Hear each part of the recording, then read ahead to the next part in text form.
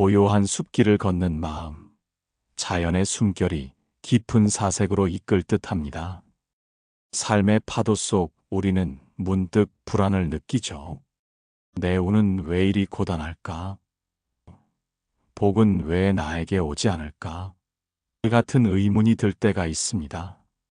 하지만 부처님의 가르침은 고요히 말합니다. 진정한 복은 움켜쥔 손안이 아닌 마음을 놓는 순간 열린다고. 평화로운 마음이 곧 최고의 복이며 운은 마음의 씨앗에서 자랍니다. 오늘 집착을 내려놓고 내면의 평화를 찾아 운명을 바꾸는 지혜를 이야기할 것입니다. 당신 마음에 따뜻한 등불이 되기를 기도드립니다. 여러분, 혹시 아셨나요? 우리가 뭔가를 꼭 붙잡으려 할 때 오히려 좋은 운이 멀어질 수 있다는 거요. 내려놓는 그 순간, 놀랍게도 우리 삶에 좋은 운이 스며들기 시작한답니다. 우리의 마음은 끊임없이 행복과 평안을 갈구합니다. 하지만 아이러니하게도 그 행복을 향한 간절함이 때로는 우리를 묶어두는 가장 견고한 족쇄가 되곤 합니다. 삶의 미로 속에서 우리는 이 깊은 물음과 마주합니다. 바로 집착을 내려놓는 순간 운이 시작된다는 부처님의 지혜입니다. 이 지혜는 단순한 격언을 넘어 우리 삶의 근본적인 고통을 해소하고 진정한 복을 불러들이는 깨달음의 문을 엽니다. 이는 우리 존재의 깊은 곳까지 스며들어 삶을 근본적으로 변화시키는 힘을 가지고 있습니다. 삶에서 우리는 좋은 인연, 풍요로운 물질, 건강한 몸, 그리고 평화로운 마음이라는 복을 간절히 바라며 필사적으로 노력합니다.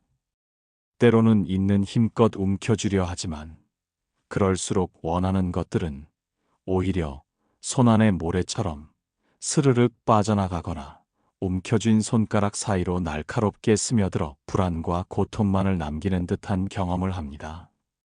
우리는 왜 사랑하는 사람에게 혹은 가진 물질에 혹은 과거에 찬란했던 순간이나 아직 오지 않은 미래의 불확실한 결과에 그토록 강하게 붙잡히려 할까요? 무엇이 우리를 그토록 맹목적인 집착으로 이끄는 걸까요?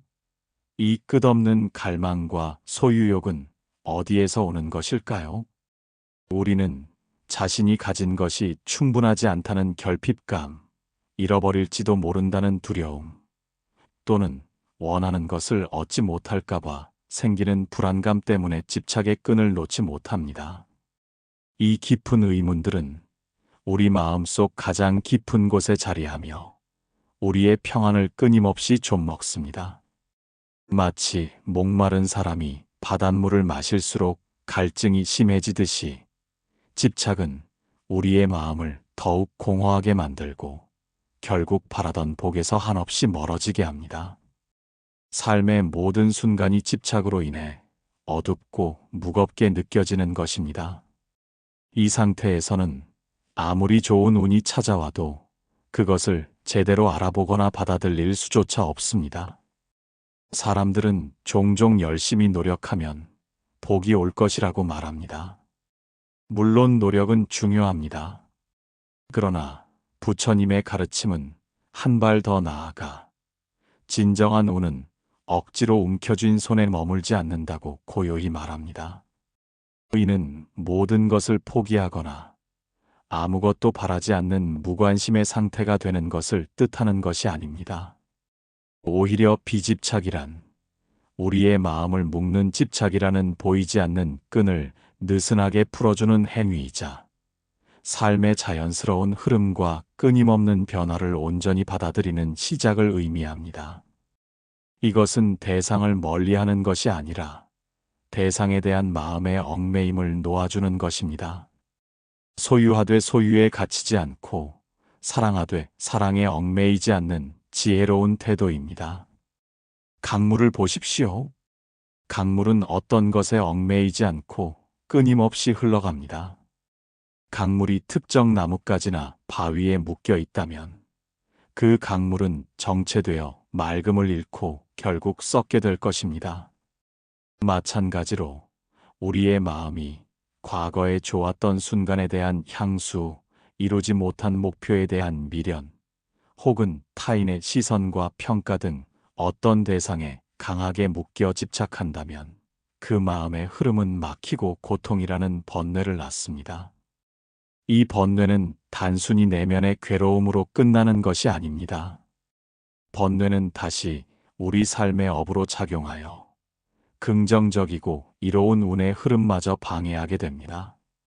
탐욕, 성냄, 어리석음에서 비롯된 집착은 마음의 씨앗을 오염시켜 아무리 좋은 땅에 심어도 병든 열매를 맺게 하는 것과 같습니다.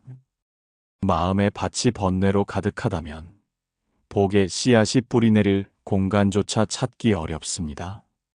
운이란 강물처럼 자연스레 흘러들어오는 것이며 그 흐름을 막는 것은 다름 아닌 우리의 마음이 만들어낸 집착의 댐입니다. 마음을 비우고 놓아줄 때 비로소 이 댐이 허물어지고 새로운 물길이 열립니다. 이 빈 공간으로 우리는 예측하지 못했던 새로운 인연과 예상치 못한 좋은 복이 자연스레 흘러들어오는 것을 경험하게 됩니다.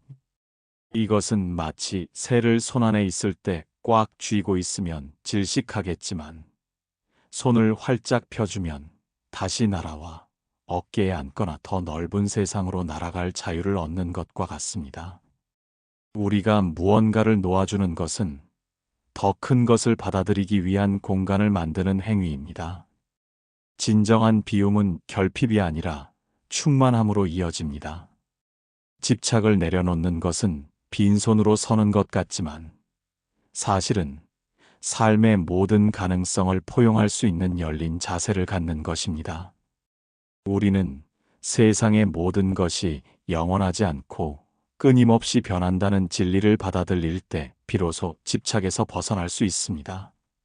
무상의 진리를 깨닫는 순간 소유에 대한 강박은 사라지고 있는 그대로의 삶을 온전히 감사하며 살아갈 수 있게 됩니다. 법구경에서도 명확히 가르칩니다. 탐욕과 증오와 어리석음을 놓아버리면 고통에서 벗어나리라. 여기서 벗어나리라는 단순히 고통이 사라지는 것을 넘어 고통으로부터 자유로워진 마음에 평화와 행복이라는 복이 찾아옴을 의미합니다. 우리의 운명은 외부의 예측 불가능한 힘에 의해서만 결정되는 것이 아닙니다. 그보다 우리의 운명은 우리가 가진 마음의 씨앗에서 자라나며 집착을 놓는 것이야말로 그 씨앗을 비옥한 옥토에 심어 풍요로운 결실을 맺게 하는 것과 같습니다. 평화로운 마음이 곧 최고의 복이며 이는 우리가 언제든 찾아낼 수 있는 내면의 보물임을 잊지 마십시오. 집착을 놓는다는 것은 삶을 포기하는 나약함이 아닙니다. 오히려 이는 삶의 진정한 주인이 되는 용기이자 지혜입니다. 우리는 불확실한 미래를 통제하려 들 때 또는 과거의 실수에 얽매일 때 고통받습니다. 하지만 마음을 놓는 순간 우리는 현재에 온전히 머물며 모든 순간을 받아들일 수 있는 힘을 얻습니다. 이는 마치 보리수 아래에서 모든 집착을 내려놓고 완전한 깨달음을 얻으셨던 붓다처럼 우리 또한 마음의 짐을 내려놓을 때 비로소 진정한 자유와 함께 최상의 운을 맞이할 수 있다는 깨달음입니다.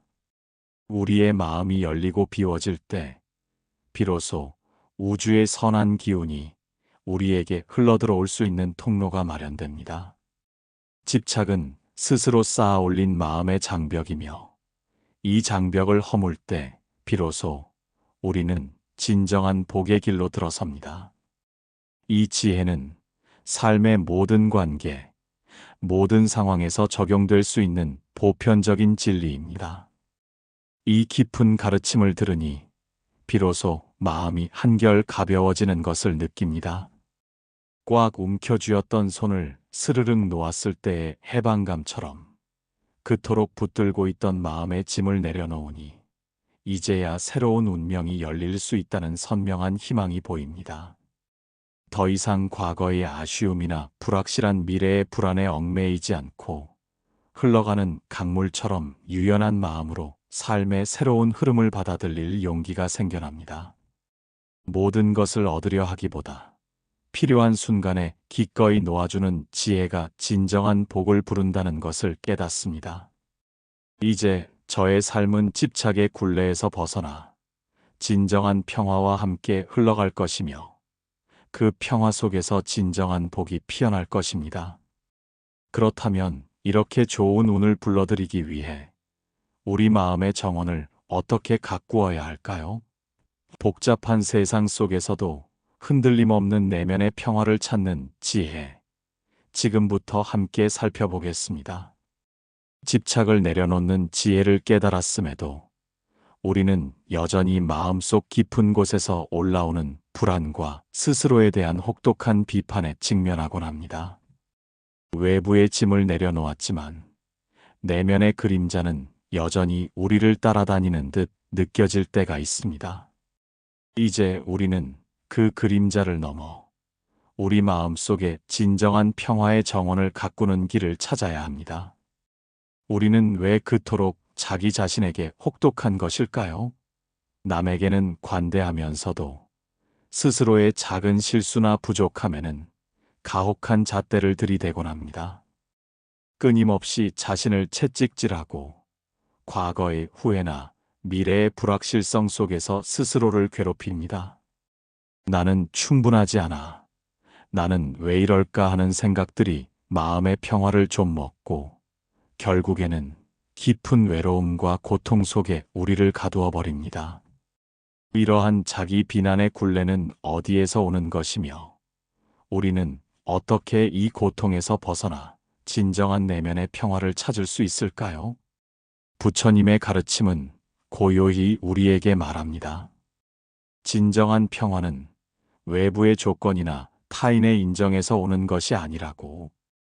그것은 바로 우리 마음속에 숨겨진 정원을 가꾸는 일에서 시작된다고 말입니다. 우리의 마음은 마치 정원과 같아서 어떤 씨앗을 심고 어떻게 가꾸느냐에 따라 그 열매가 달라집니다. 만약 그 정원에 의심과 자기 비난이라는 잡초를 심고 걱정과 불안이라는 독초를 키운다면 그곳에서는 결코 평화의 꽃이 필 수 없습니다. 하지만 그곳에 자비와 이해라는 씨앗을 심고 알아차림과 평온이라는 물을 준다면 그 정원은 풍요로운 평화의 숲으로 변모할 것입니다. 우리는 종종 자신의 마음을 돌보는 일에 소홀합니다. 마치 밭을 갈지 않고 씨앗만 뿌려놓고 수확을 기대하는 농부와 같습니다. 마음의 정원을 가꾸는 첫걸음은 바로 알아차림입니다. 지금 이 순간 내 마음속에 어떤 감정의 씨앗이 자라고 있는지, 어떤 생각이 싹트고 있는지 고요히 바라보는 것입니다. 분별 없이 올라오는 생각과 감정들을 있는 그대로 인정하고 받아들이는 것입니다. 이는 좋고 나쁨을 판단하거나 억지로 밀어내려 하지 않고 그저 존재함을 알아차리는 것입니다. 마치 하늘의 구름을 바라보듯 떠오르는 생각들을 그저 바라보고 흘려보내는 연습이 필요합니다. 이러한 알아차림은 우리에게 정념의 중요성을 일깨워줍니다. 앙구따라 니까야에서는 마음을 잘 지키는 것이 가장 큰 이익이다라고 가르칩니다. 마음을 잘 지킨다는 것은 마치 정원사가 자신의 정원을 세심하게 돌보듯이 우리의 마음 속에 어떤 생각과 감정이 들어오고 나가는지 주의 깊게 살피는 것을 의미합니다. 부정적인 생각의 잡초가 자라기 시작하면 그것을 알아차리고 뽑아내는 것입니다. 그렇다고 해서 스스로를 비난할 필요는 없습니다. 그저 지금 내 마음에 이런 잡초가 자라고 있구나 하고 알아차리고 자비로운 마음으로 그 잡초를 뽑아내는 것입니다. 자기 자신에게 혹독한 마음은 종종 악구에서 비롯됩니다. 여기서 악구란 단순히 남에게 하는 나쁜 말을 넘어 스스로에게 하는 비난과 질책의 말을 포함합니다. 우리는 자신에게 가장 가혹한 비평가일 때가 많습니다. 나는 왜 이렇게 부족할까? 그때 왜 그랬을까? 와 같은 말들이 마음속에서 끊임없이 반복되며 우리의 자존감을 갉아먹습니다. 부처님께서는 이러한 악구는 마치 스스로에게 독을 먹이는 것과 같다고 하셨습니다. 스스로에게 친절하고 부드러운 말을 건넬 때 비로소 마음의 정원에 평화의 꽃이 피어날 수 있습니다. 자신을 향한 자비로운 마음, 즉 자비수행은 마음의 정원을 비옥하게 만드는 가장 강력한 비료입니다. 마음의 정원을 가꾸는 두 번째 단계는 비집착의 확장입니다. 우리는 종종 완벽함을 추구하며 스스로에게 과도한 기대를 합니다.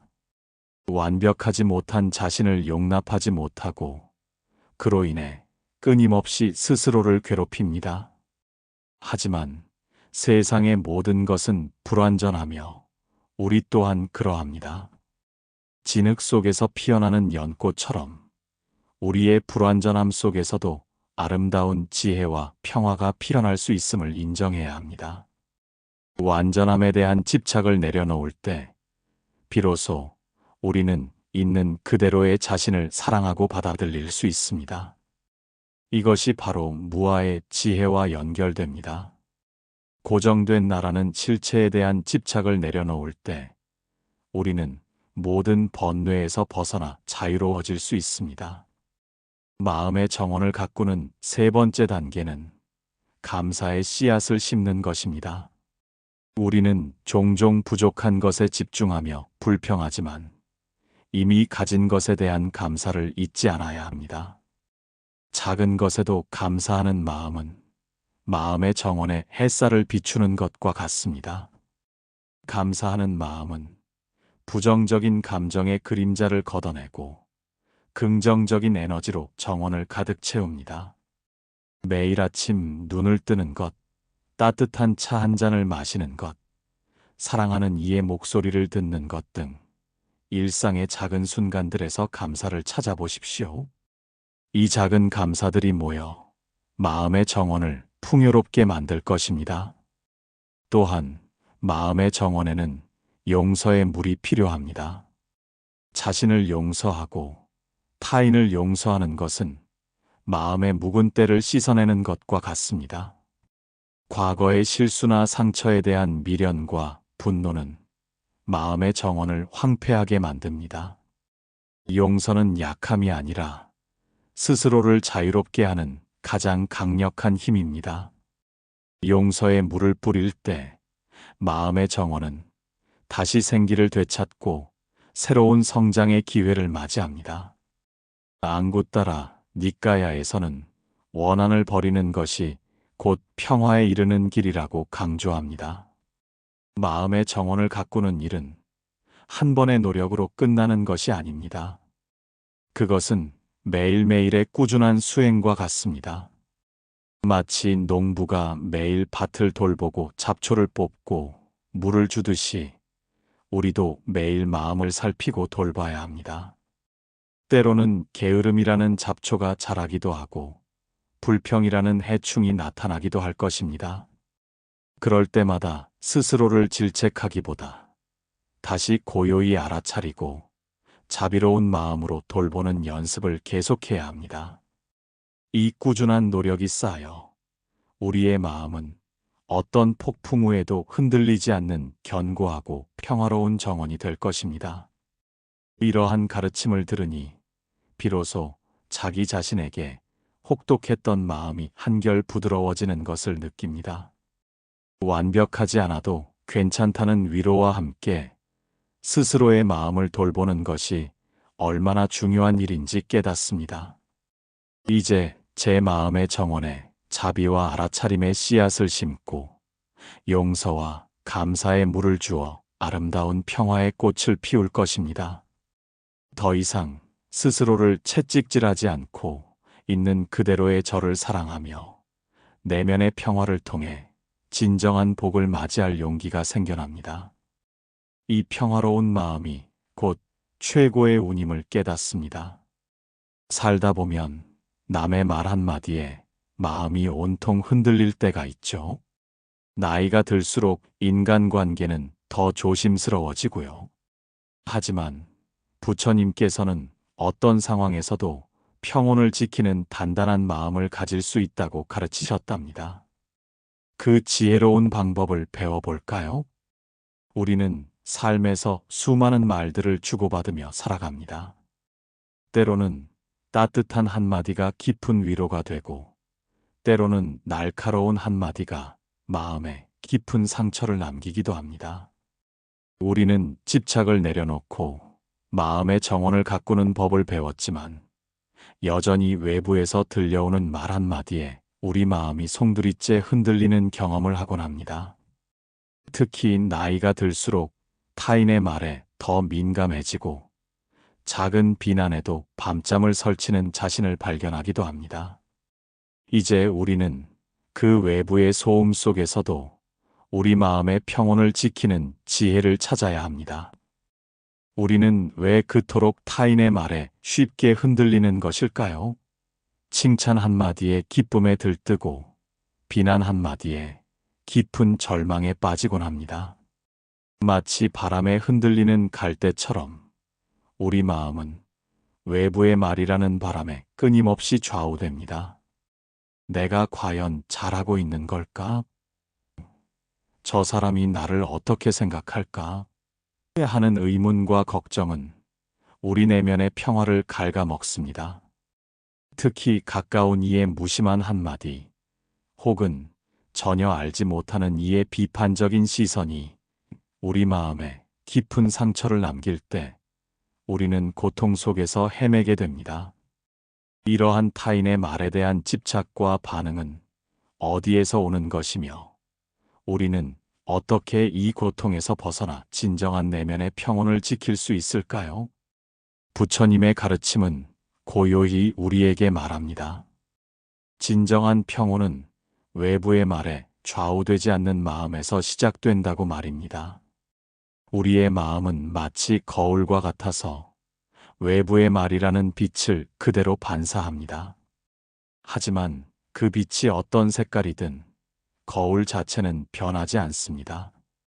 마찬가지로 타인의 말이 어떤 내용이든 우리의 마음 본래의 평온함은 흔들리지 않습니다.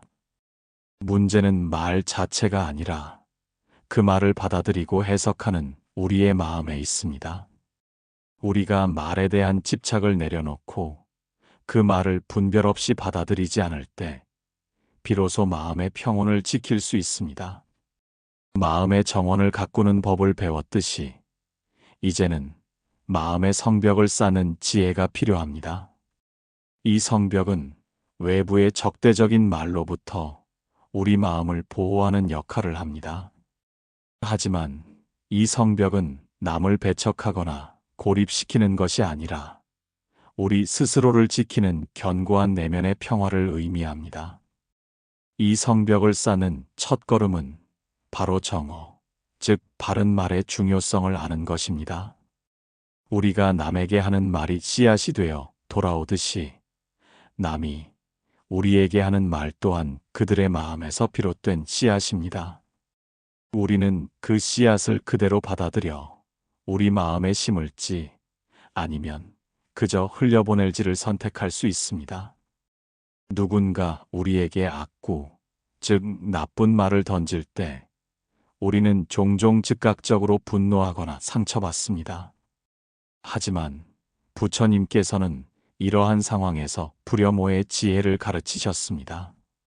불여모란 더럽혀지지 않는다는 뜻입니다. 누군가 우리에게 진흙을 던져도 우리가 그 진흙을 받아들이지 않으면 우리의 옷은 더럽혀지지 않습니다. 마찬가지로 누군가 우리에게 나쁜 말을 던져도 우리가 그 말을 마음에 담지 않고 반응하지 않으면 우리의 마음은 더럽혀지지 않고 평온을 유지할 수 있습니다. 마치 고요한 호수에 돌을 던져도 잠시 파문이 일 뿐, 결국 다시 고요해지듯이 외부의 말은 잠시 우리 마음에 파문을 일으킬 수 있지만 우리가 그 파문에 휩쓸리지 않으면 마음은 곧 평온을 되찾습니다. 이러한 지혜는 인욕, 즉 인내의 수행과도 깊이 연결됩니다. 인욕은 단순히 참는 것을 넘어 외부의 자극에 흔들리지 않고 마음의 평화를 유지하는 강인함을 의미합니다. 누군가 우리를 비난하거나 조롱할 때 우리는 즉각적으로 반박하거나 분노하기 쉽습니다. 하지만 이러한 반응은 오히려 우리 자신을 고통의 굴레에 가두는 행위입니다. 인욕은 마치 폭풍우 속에서도 뿌리 깊은 나무가 흔들리지 않듯이 외부의 말이라는 폭풍 속에서도 우리 마음의 뿌리를 굳건히 지키는 것입니다. 법구경에서는 성내지 않고 인내하는 것이 가장 큰 수행이다라고 가르칩니다. 인내는 우리의 마음을 단단하게 만들고 어떤 말에도 흔들리지 않는 평온한 상태를 유지하게 합니다. 마음의 성벽을 쌓는 두 번째 단계는 분별의 지혜를 기르는 것입니다. 우리는 들려오는 모든 말을 무비판적으로 받아들이는 경향이 있습니다. 하지만 모든 말이 진실이 아니며 모든 말이 우리에게 유익한 것도 아닙니다. 우리는 들려오는 말을 지혜롭게 분별하여 받아들일 것과 흘려보낼 것을 구분해야 합니다. 마치 강물에서 맑은 물과 흙탕물을 구분하듯이 우리는 유익한 말과 해로운 말을 구분할 줄 알아야 합니다.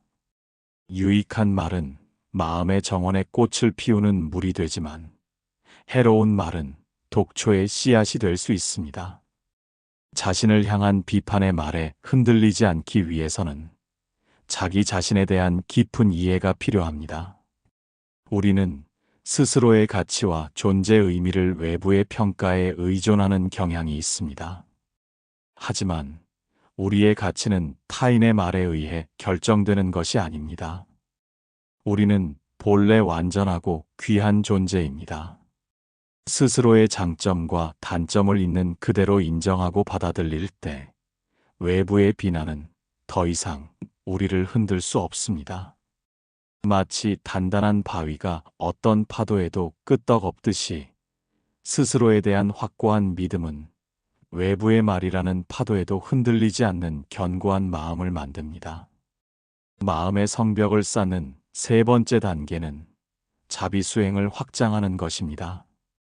남이 우리에게 나쁜 말을 할 때 우리는 그들의 말 뒤에 숨겨진 고통이나 어리석음을 이해하려 노력해야 합니다. 그들은 스스로의 번뇌 때문에 그러한 말을 하는 것일 수 있습니다. 그들을 향한 자비로운 마음은 우리의 마음을 넓히고 그들의 말에 대한 반응을 줄여줍니다. 마치 아픈 아이가 투정을 부려도 부모는 그 투정 뒤의 아픔을 이해하고 자비롭게 대하듯이 우리도 타인의 부정적인 말 뒤에 숨겨진 고통을 이해하려 노력할 때 그들의 말에 덜 흔들릴 수 있습니다. 자비는 우리 마음의 성벽을 더욱 튼튼하게 만들면서도 동시에 마음을 더욱 넓고 포용적으로 만듭니다. 또한 정념의 수행은 말 한마디에 흔들리지 않는 지혜를 기르는데 필수적입니다. 정념은 지금 이 순간에 온전히 깨어있는 마음입니다. 과거의 후회나 미래의 걱정에 휩싸이지 않고 현재의 순간에 집중할 때 외부의 말은 더 이상 우리를 과거로 끌어당기거나 미래로 밀어내지 못합니다. 지금 이 순간 내 마음이 어떤 상태인지, 어떤 말이 들려오는지 고요히 알아차리는 연습을 통해 우리는 말의 영향력에서 벗어나 자유로워질 수 있습니다. 마음이 현재에 확고히 뿌리내릴 때 어떤 바람에도 흔들리지 않는 나무처럼 견고해집니다. 이러한 지혜는 단순히 외부의 말을 무시하는 것이 아닙니다. 오히려 이는 말을 통해 전달되는 에너지를 지혜롭게 다루는 법을 배우는 것입니다. 우리는 모든 말을 받아들일 필요는 없지만 모든 말로부터 배울 수는 있습니다. 비판적인 말 속에서도 우리가 개선할 점이 있다면 겸허히 받아들이고, 그렇지 않다면 고요히 흘려보내는 지혜가 필요합니다. 의는 마치 흙탕물 속에서도 더럽혀지지 않고 아름답게 피어나는 연꽃처럼 세상의 혼탁한 말 속에서도 우리 마음의 순수함과 평온함을 지키는 것입니다. 마음의 평온을 지키는 일은 한 번의 깨달음으로 완성되는 것이 아닙니다. 그것은 매일매일의 꾸준한 수행과 같습니다. 마치 정원사가 매일 잡초를 뽑고 물을 주듯이 우리도 매일 마음을 살피고 돌봐야 합니다.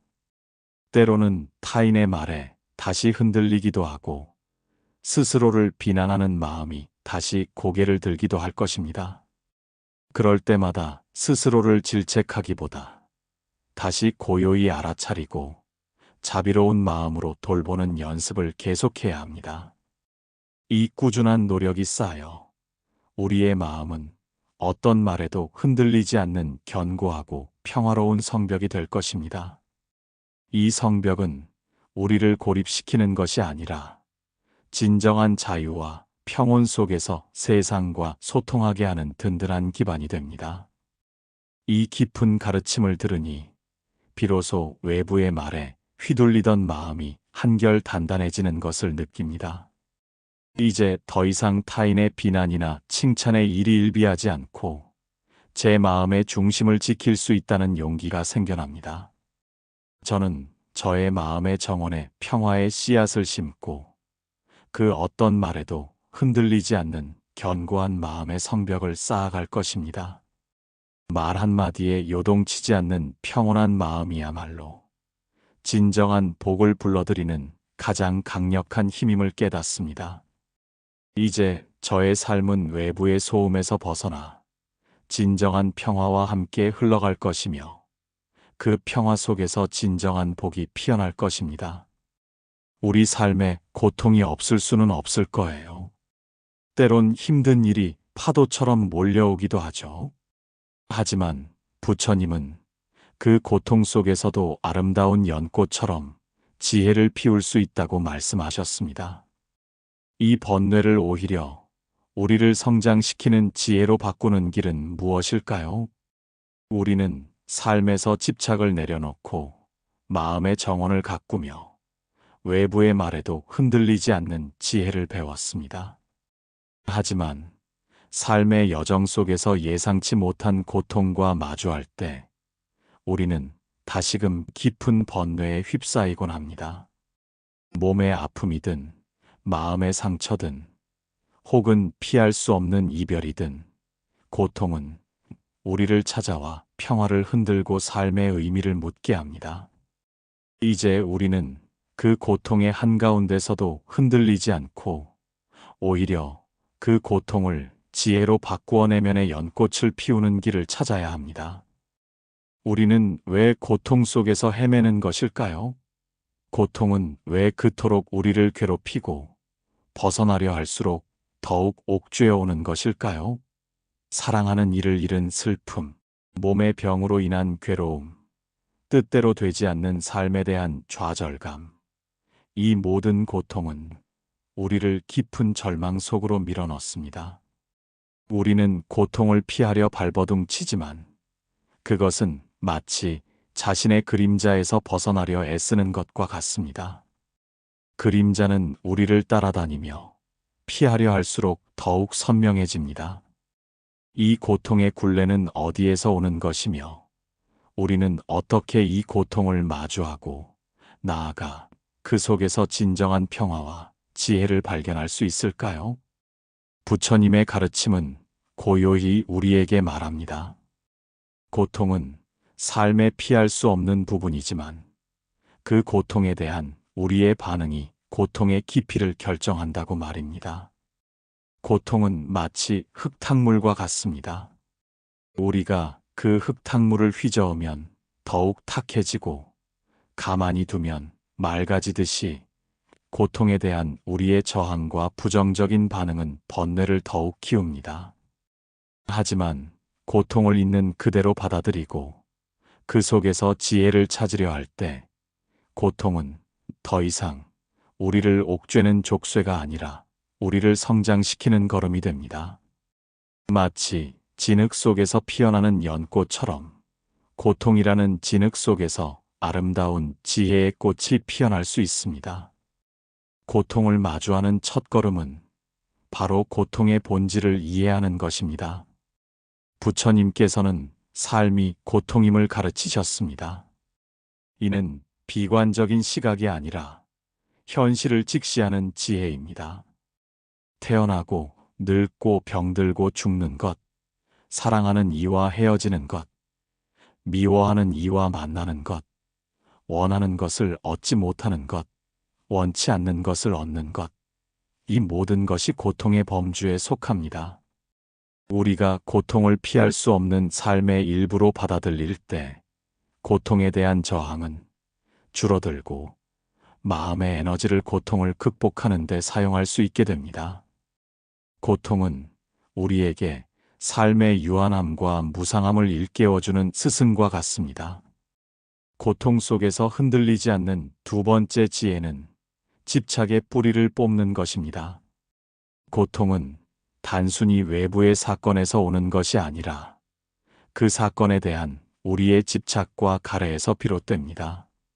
몸이 아플 때 우리는 건강했던 과거에 집착하고 아프지 않기를 갈망합니다. 사랑하는 이를 잃었을 때 우리는 그와의 관계에 대한 집착과 영원하기를 바라는 가래 때문에 슬픔에 잠깁니다. 앙구따라 니까야에서는 모든 고통은 가래에서 비롯된다고 가르칩니다.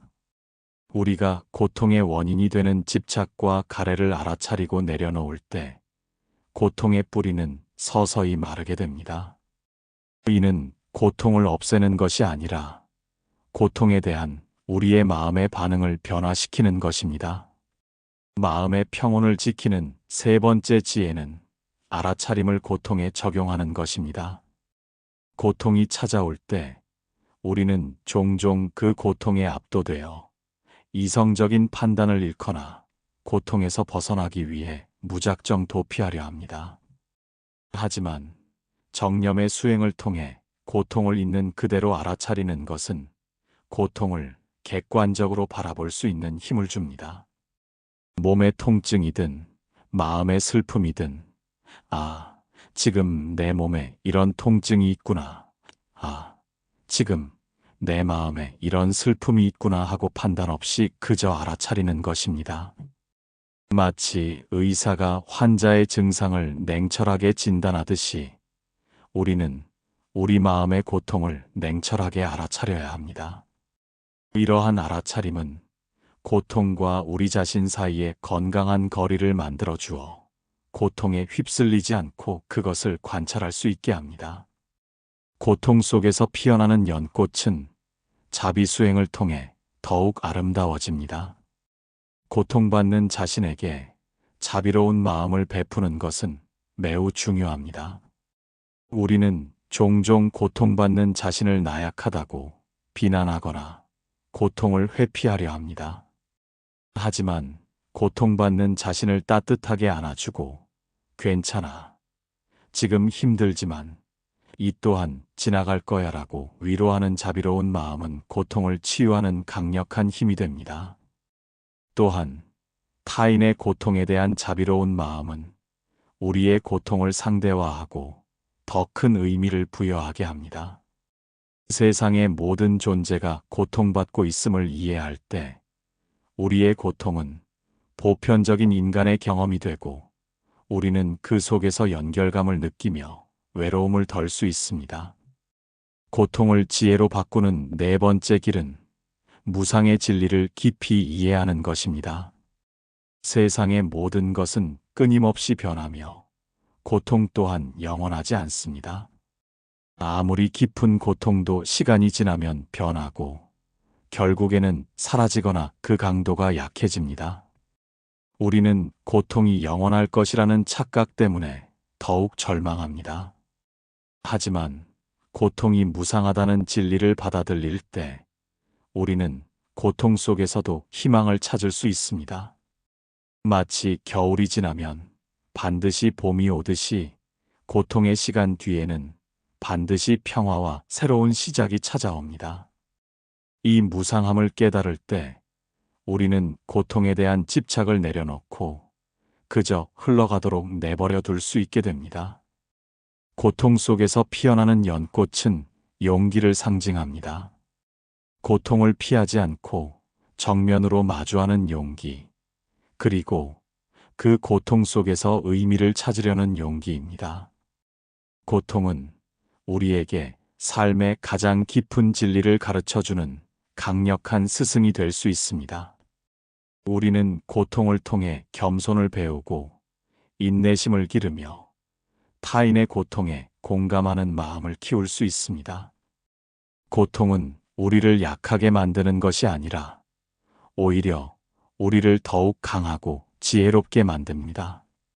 마치 칼날이 단련될수록 더욱 날카로워지듯이 고통을 통해 우리의 마음은 더욱 단단해지고 빛나는 지혜를 얻게 됩니다. 마지막으로 고통을 지혜로 바꾸는 것은 감사의 마음을 잃지 않는 것입니다. 고통 속에서도 우리는 여전히 감사할 수 있는 작은 것들을 찾아야 합니다. 몸이 아플 때 잠시나마 통증이 멈추는 순간에 감사하고 사랑하는 이의 따뜻한 말 한마디에 감사하며 살아있다는 사실 자체에 감사하는 것입니다. 감사하는 마음은 고통의 그림자를 걷어내고 마음의 정원에 햇살을 비추는 것과 같습니다.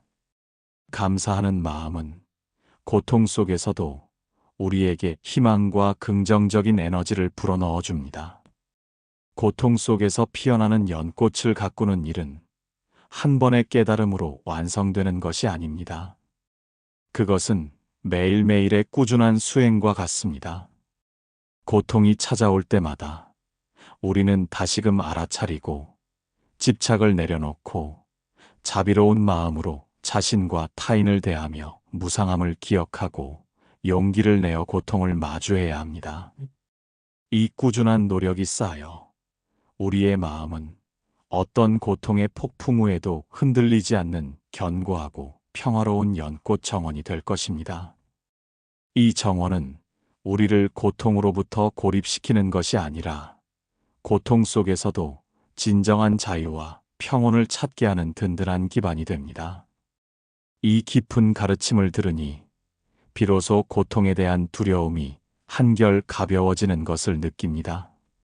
이제 더 이상 고통을 피하려 발버둥 치기보다 그것을 삶의 일부로 받아들이고 그 속에서 지혜를 찾아낼 수 있다는 용기가 생겨납니다.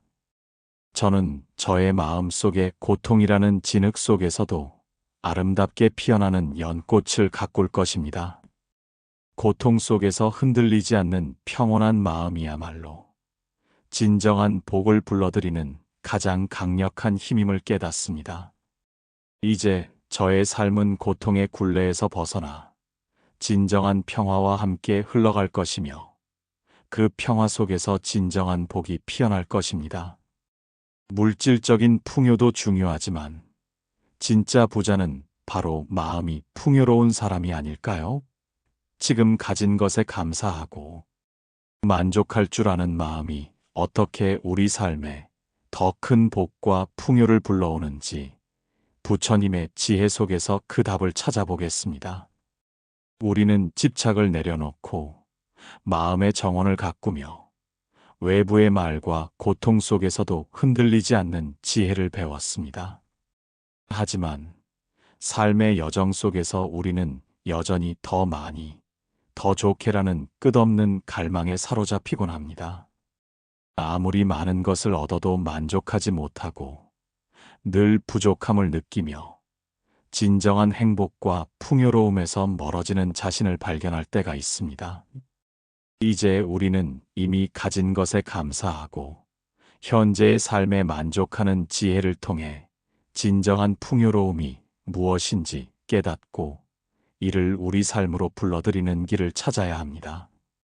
우리는 왜 그토록 끝없이 갈망하는 것일까요?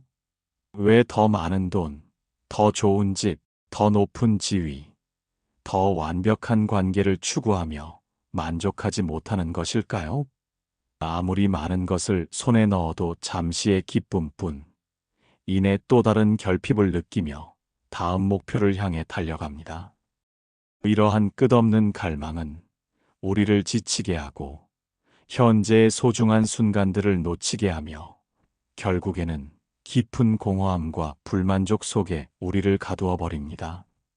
마치 목마른 사람이 소금물을 마실수록 갈증이 심해지듯이 소유에 대한 갈망은 우리를 더욱 목마르게 합니다.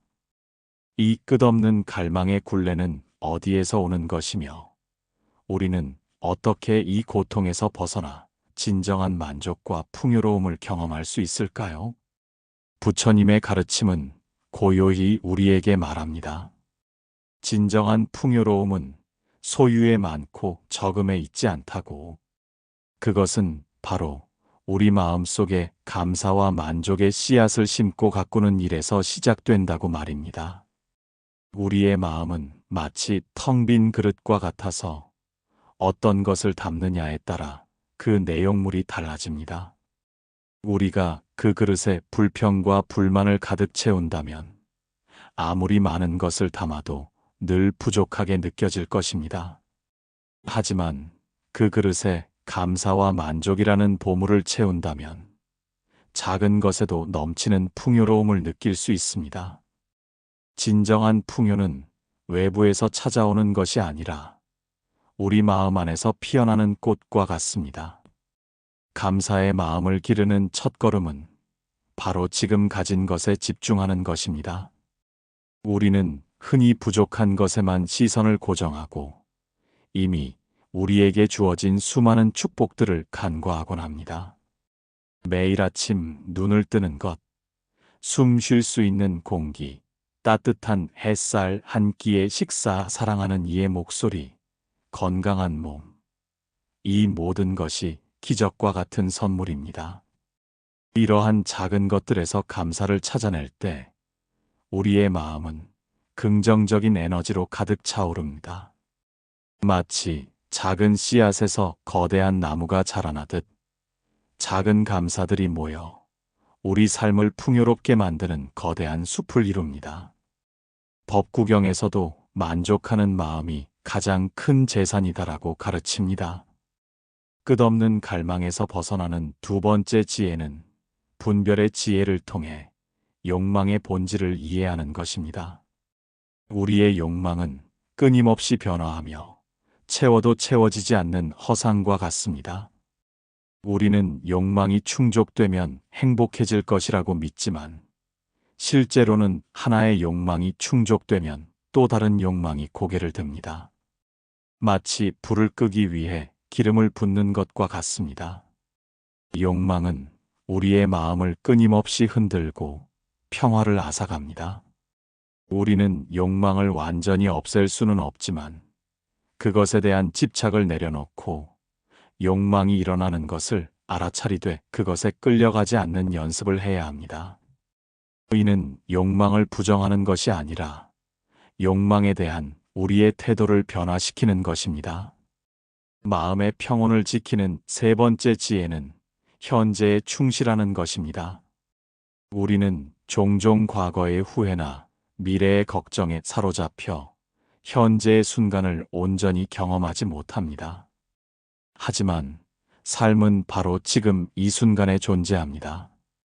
과거는 이미 지나갔고 미래는 아직 오지 않았습니다. 우리가 현재에 집중하고 지금 이 순간에 주어진 것에 감사하며 만족할 때 진정한 평화와 풍요로움을 경험할 수 있습니다. 마치 흐르는 강물이 과거의 물을 붙잡지 않고 미래의 물을 미리 걱정하지 않으며 오직 지금 이 순간을 흘러가듯이 우리도 현재에 온전히 머물러야 합니다. 이 현재에 대한 집중이 바로 정념의 수행이며 이는 우리 마음의 평화를 지키는 가장 강력한 방패입니다.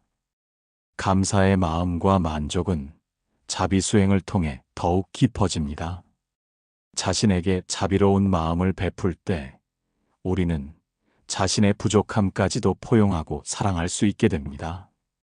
완벽하지 않아도 괜찮다는 마음은 스스로에 대한 만족감을 높여줍니다.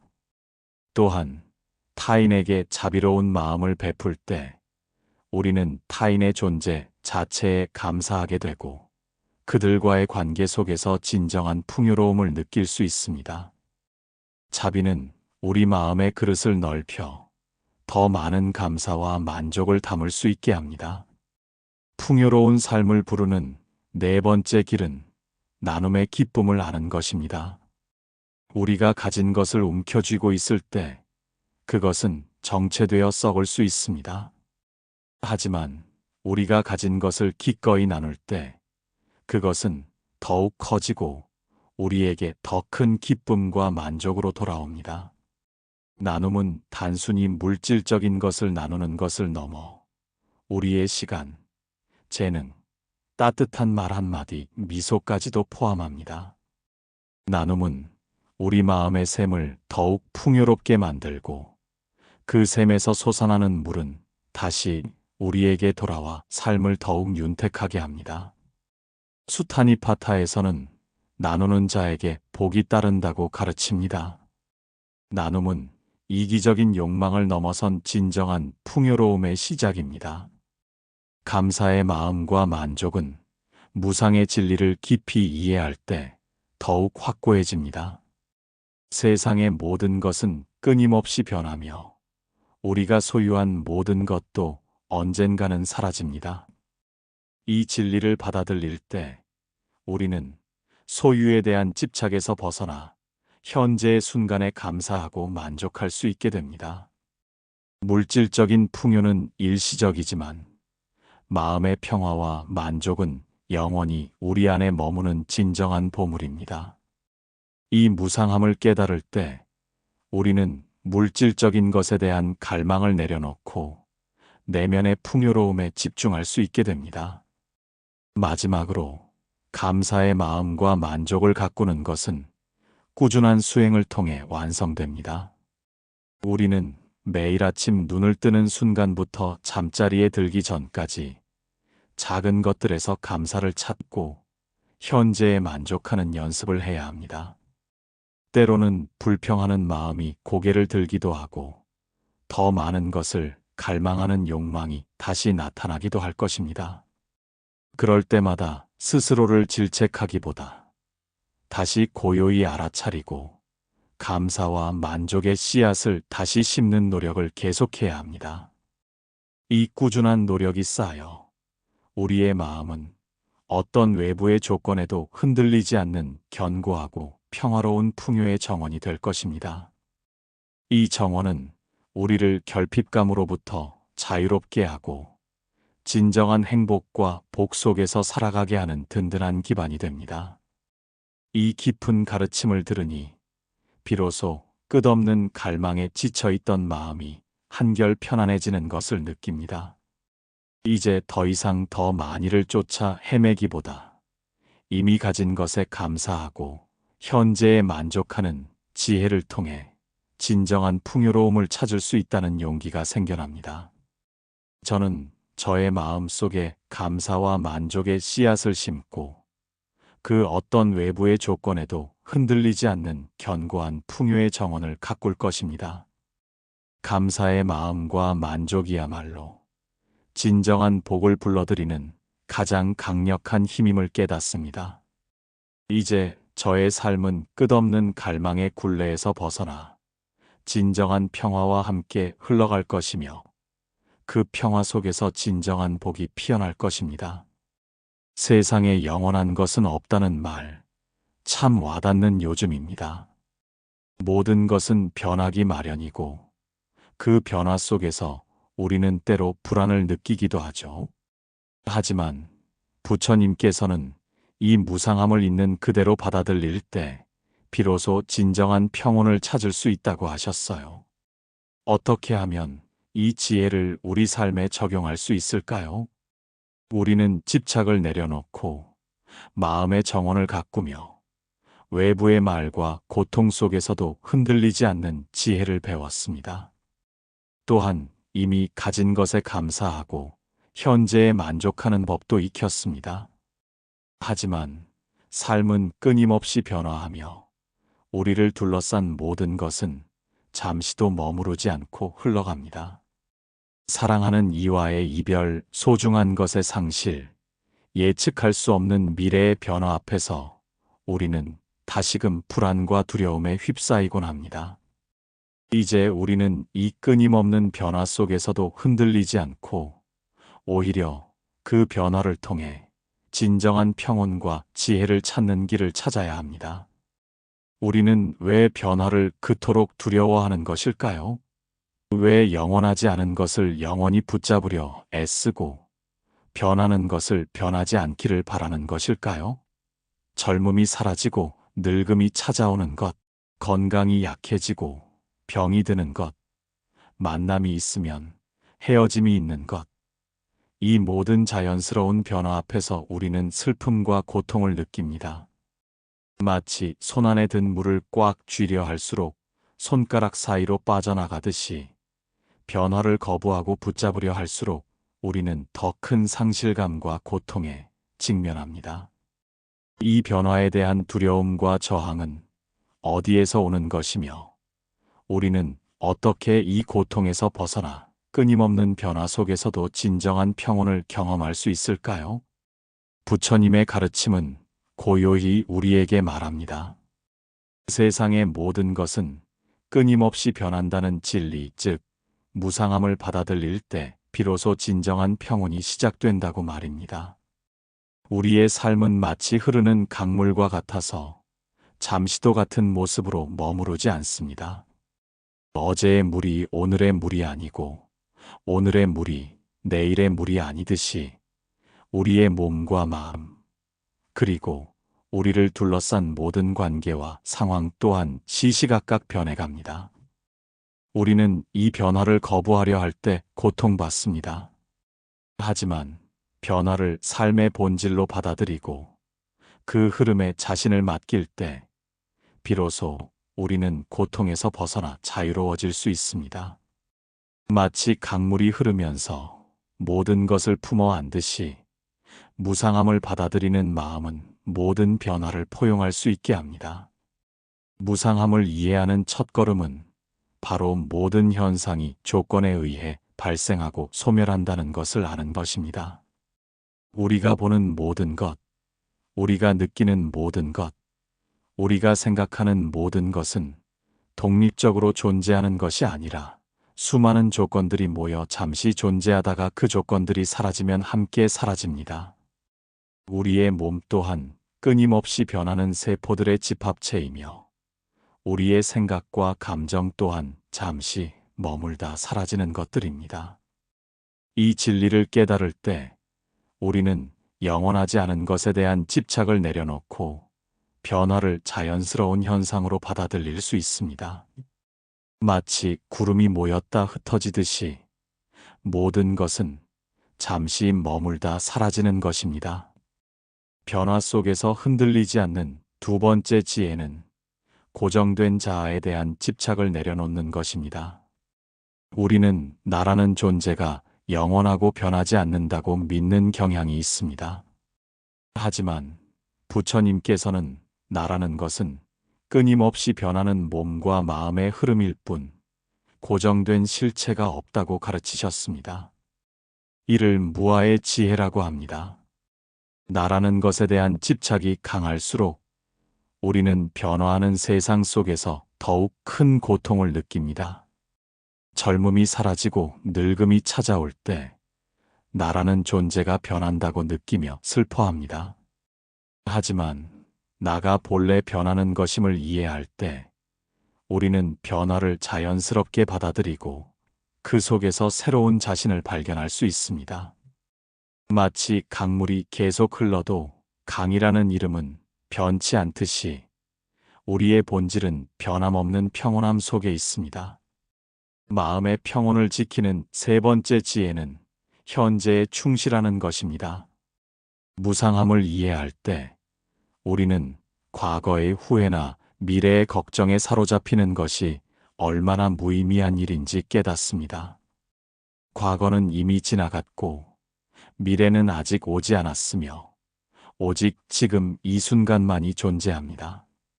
우리가 현재에 집중하고 지금 이 순간에 주어진 삶을 온전히 경험할 때 우리는 변화에 대한 두려움에서 벗어나 진정한 평화를 경험할 수 있습니다. 마치 촛불의 불꽃이 끊임없이 변해도 그 빛은 계속되듯이 삶의 순간순간은 끊임없이 변하지만 그 속에서 우리는 영원한 평온함을 찾을 수 있습니다. 이 현재에 대한 집중이 바로 정념의 수행이며 이는 우리 마음의 평화를 지키는 가장 강력한 방패입니다. 무상함을 받아들이는 지혜는 자비수행을 통해 더욱 깊어집니다. 자신에게 자비로운 마음을 베풀 때 우리는 자신의 변화하는 모습, 늙어가는 모습, 아파하는 모습까지도 포용하고 사랑할 수 있게 됩니다. 완벽하지 않아도 괜찮다는 마음은 스스로에 대한 만족감을 높여줍니다. 또한 타인의 변화와 상실에 대한 자비로운 마음은 그들의 고통을 이해하고 함께 아파하며 그들에게 위로와 지지를 보낼 수 있게 합니다. 자비는 우리 마음의 그릇을 넓혀 변화 속에서도 흔들리지 않는 평온함을 유지하게 합니다. 세상의 모든 존재가 무상하다는 진리 앞에서 우리는 서로에게 더욱 자비로운 마음을 가져야 합니다. 풍요로운 삶을 부르는 네 번째 길은 나눔의 기쁨을 아는 것입니다. 우리가 가진 모든 것이 무상하다는 것을 이해할 때 우리는 그것에 대한 집착을 내려놓고 기꺼이 나눌 수 있게 됩니다. 물질적인 소유는 잠시 우리 곁에 머물다 사라지지만 나눔을 통해 얻는 기쁨과 공덕은 영원히 우리 마음에 남습니다. 나눔은 단순히 물질적인 것을 나누는 것을 넘어 우리의 시간, 재능, 따뜻한 말 한마디, 미소까지도 포함합니다. 나눔은 우리 마음의 샘을 더욱 풍요롭게 만들고 그 샘에서 솟아나는 물은 다시 우리에게 돌아와 삶을 더욱 윤택하게 합니다. 수타니파타에서는 나누는 자에게 복이 따른다고 가르칩니다. 나눔은 무상한 세상 속에서 우리가 쌓을 수 있는 가장 확실하고 영원한 복입니다. 무상함을 받아들이는 지혜는 용서의 마음을 통해 더욱 확고해집니다. 과거의 실수나 상처, 혹은 타인의 잘못에 대한 집착은 우리 마음을 과거에 묶어두고 변화를 거부하게 만듭니다. 하지만 모든 것이 변한다는 것을 이해할 때 우리는 과거의 아픔 또한 변하고 사라질 것임을 알게 됩니다. 자신을 용서하고 타인을 용서하는 것은 마음의 묵은 때를 씻어내고 현재의 평화로운 삶으로 나아가게 하는 강력한 힘입니다. 용서는 약함이 아니라 변화하는 삶 속에서 자유를 선택하는 지혜로운 행위입니다. 마지막으로 무상함을 받아들이는 것은 꾸준한 수행을 통해 완성됩니다. 우리는 매일 아침 눈을 뜨는 순간부터 잠자리에 들기 전까지 삶의 모든 순간이 끊임없이 변하고 있음을 알아차리는 연습을 해야 합니다. 때로는 변화에 대한 두려움이 다시 고개를 들기도 하고 영원하지 않은 것에 대한 집착이 다시 나타나기도 할 것입니다. 그럴 때마다 스스로를 질책하기보다 다시 고요히 알아차리고 무상함의 진리를 다시금 되새기는 노력을 계속해야 합니다. 이 꾸준한 노력이 쌓여 우리의 마음은 어떤 변화의 폭풍 후에도 흔들리지 않는 견고하고 평화로운 존재가 될 것입니다. 이 평화는 우리를 변화로부터 고립시키는 것이 아니라 변화 속에서도 진정한 자유와 복을 찾게 하는 든든한 기반이 됩니다. 이 깊은 가르침을 들으니 비로소 끊임없는 변화에 대한 두려움이 한결 가벼워지는 것을 느낍니다. 이제 더 이상 변하는 것을 붙잡으려 애쓰기보다 삶의 자연스러운 흐름을 받아들이고 그 속에서 지혜를 찾아낼 수 있다는 용기가 생겨납니다. 저는 저의 마음 속에 무상함의 진리를 새기고 그 어떤 변화에도 흔들리지 않는 견고한 평온의 샘을 가꿀 것입니다. 변화 속에서 흔들리지 않는 평온한 마음이야말로 진정한 복을 불러들이는 가장 강력한 힘임을 깨닫습니다. 이제 저의 삶은 무상함의 굴레에서 벗어나 진정한 평화와 함께 흘러갈 것이며 그 평화 속에서 진정한 복이 피어날 것입니다. 사람의 인연은 우리 삶의 큰 부분을 차지하죠. 때로는 이 인연 때문에 기쁘고 때로는 아파하기도 합니다. 부처님께서는 우리가 좋은 인연을 맺고 그 속에서 서로에게 복이 되는 관계를 만드는 지혜를 알려주셨습니다. 우리 주변의 소중한 인연들을 어떻게 가꾸어 나가야 할지 함께 이야기 나눠볼까요? 우리는 집착을 내려놓고 마음의 정원을 가꾸며 외부의 말과 고통 속에서도 흔들리지 않는 지혜를 배웠습니다. 또한 이미 가진 것에 감사하고 현재에 만족하며 끊임없는 변화 속에서도 평온을 찾는 법을 익혔습니다. 하지만 삶은 홀로 살아갈 수 없는 여정이며 우리는 수많은 인연 속에서 기쁨과 슬픔을 함께 나눕니다. 때로는 좋은 인연을 만나 삶이 풍요로워지지만 때로는 악연으로 인해 깊은 상처를 받고 좌절하곤 합니다. 이제 우리는 이 인연의 숲속에서 어떻게 하면 좋은 씨앗을 뿌리고 가꾸어 진정한 복을 불러오는 인연을 만들어갈 수 있는지 그 지혜를 찾아야 합니다. 우리는 왜 좋은 인연을 그토록 갈망하면서도 때로는 스스로 악연을 만들거나 좋은 인연을 알아보지 못하는 것일까요? 왜 어떤 관계는 우리에게 깊은 행복을 주지만 어떤 관계는 끊임없이 우리를 괴롭히고 마음을 지치게 하는 것일까요?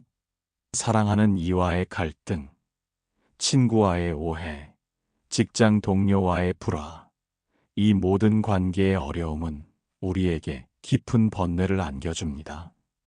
우리는 좋은 인연이 저절로 찾아오기를 바라거나 악연을 피하기 위해 도망치려 하지만 그것은 마치 자신의 그림자에서 벗어나려 애쓰는 것과 같습니다.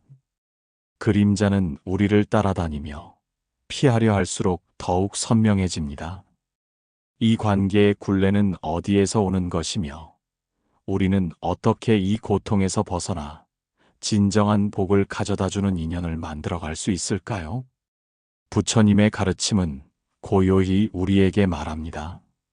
진정한 인연은 외부에서 주어지는 것이 아니라 우리 마음에서 비롯된 씨앗이 자라나는 결과라고 말입니다.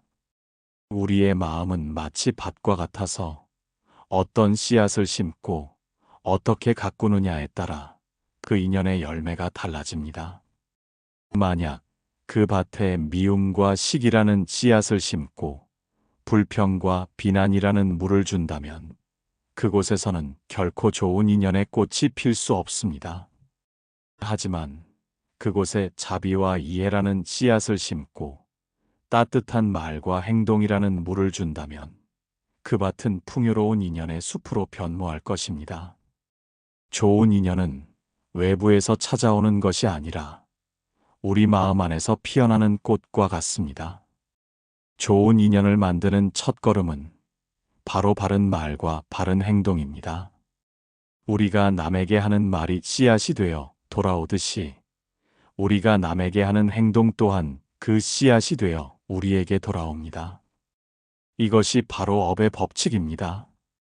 친절한 말 한마디, 따뜻한 미소 하나, 작은 배려의 행동은 모두 좋은 인연의 씨앗이 되어 우리 마음의 밭에 심어집니다. 그리고 이 씨앗들은 언젠가 좋은 인연이라는 열매를 맺어 우리에게 돌아올 것입니다. 법구경에서도 말과 행동이 선하면 행복이 따르고 말과 행동이 악하면 고통이 따른다고 가르칩니다. 우리가 좋은 인연을 원한다면 먼저 우리 스스로가 좋은 인연의 씨앗을 뿌려야 합니다. 관계 속에서 흔들리지 않는 두 번째 지혜는 자비수행을 인연에 확장하는 것입니다. 우리는 종종 타인의 단점이나 실수에 집중하며 비판적인 시선을 보내기 쉽습니다. 하지만 모든 존재는 고통 속에서 헤매고 있으며 그들 또한 우리와 다르지 않은 불완전한 존재입니다. 타인에게 자비로운 마음을 베풀 때 우리는 그들의 부족함까지도 포용하고 이해할 수 있게 됩니다. 그들의 고통을 이해하고 함께 아파하며 그들에게 위로와 지지를 보낼 때 우리는 진정한 소통과 연결을 경험하게 됩니다. 자비는 우리 마음의 그릇을 넓혀 더 많은 인연을 품을 수 있게 하고 그 인연들을 더욱 깊고 풍요롭게 만듭니다. 마음의 평온을 지키는 세 번째 지혜는 분별의 지혜를 통해 인연의 본질을 이해하는 것입니다. 모든 인연이 우리에게 이롭거나 영원한 것은 아닙니다. 우리는 때로는 해로운 인연에 얽매여 고통받기도 합니다. 이때 필요한 것이 바로 지혜로운 분별입니다. 어떤 인연이 우리에게 진정으로 유익한지, 어떤 인연이 우리를 고통으로 이끄는지 냉철하게 바라보고 판단해야 합니다. 마치 흙탕물 속에서 맑은 물을 걸러내듯이 우리는 해로운 인연으로부터 스스로를 보호하고 유익한 인연을 소중히 가꾸는 지혜를 길러야 합니다. 이는 인연을 끊는 것이 아니라 인연에 대한 우리의 태도를 변화시키는 것입니다. 좋은 인연을 만드는 네 번째 길은 무상함을 받아들이는 것입니다. 세상의 모든 인연은 끊임없이 변하며 영원히 지속되는 관계는 없습니다. 사랑하는 이와의 만남이 있으면 헤어짐이 있고 소중한 관계도 시간이 지나면 변하기 마련입니다. 이 진리를 받아들일 때 우리는 인연에 대한 집착을 내려놓고 현재의 순간에 주어진 인연을 더욱 소중히 여기고 감사할 수 있게 됩니다. 인연의 유한함을 이해할 때 우리는 상실의 고통을 덜고 새로운 인연을 열린 마음으로 받아들일 수 있습니다. 마치 강물이 끊임없이 흘러도 그 강물 속의 물방울들은 잠시 머물다 사라지듯이 인연 또한 그러합니다. 그 인연 속에서 평온을 찾는 다섯 번째 지혜는 용서의 마음을 실천하는 것입니다.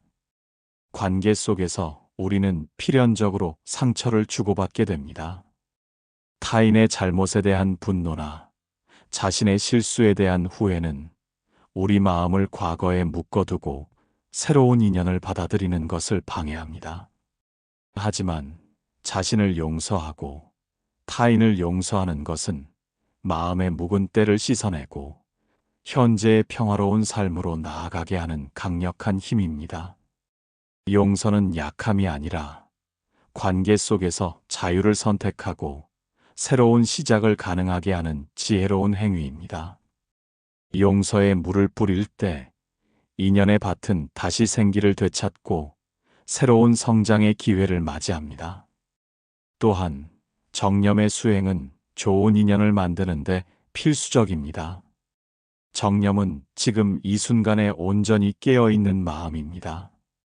우리는 종종 과거의 갈등이나 미래의 관계에 대한 걱정에 사로잡혀 현재의 인연을 온전히 경험하지 못합니다.